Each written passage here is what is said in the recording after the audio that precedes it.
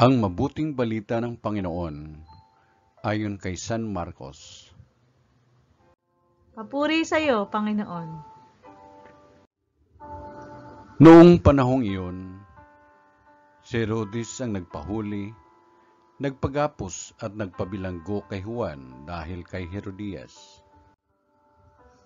Ang babaeng ito'y asawa ni Felipe na kapatid ni Herodes, ngunit kinakasama niya.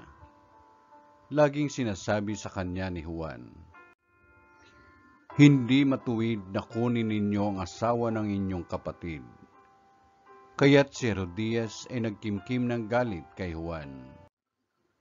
Hinangad niyang ipapatay ito, ngunit hindi niya magawa, sapagkat natatakot si Herodes kay Juan. Alam niyang ito'y taong matuwid at banal, kaya't ipinagsasanggalang niya. Gustong-gusto niyang makinig kay Juan, bagamat labis siyang nababagabag sa mga sinasabi nito.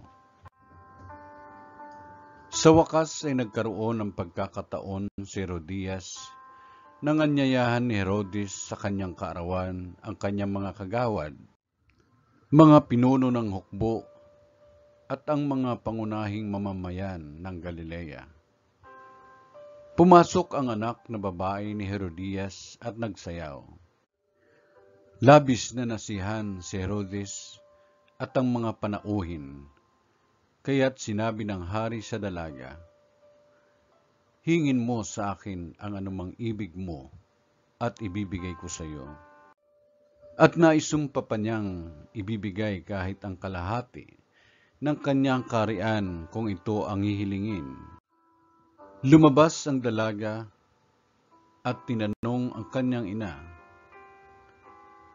"Ano ang hihingin ko?" "Ang ulo ni Juan Bautista," sagot ng ina. Dali-daling nagbalik ang dalaga sa kinaroroonan ng hari.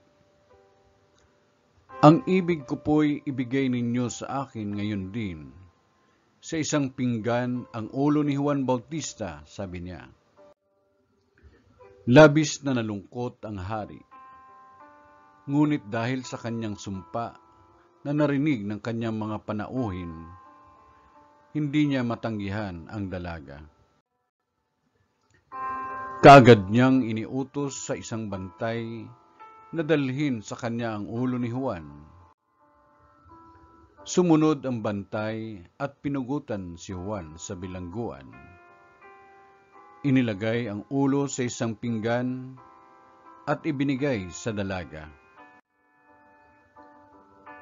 Ibinigay naman niyon ng dalaga sa kanyang ina. Nang mabalitaan ito ng mga alagad ni Juan, kinuha nila ang kanyang bangkay at inilibing. Ang mabuting balita ng Panginoon. Pinupuri ka namin, Panginoong Jesucristo.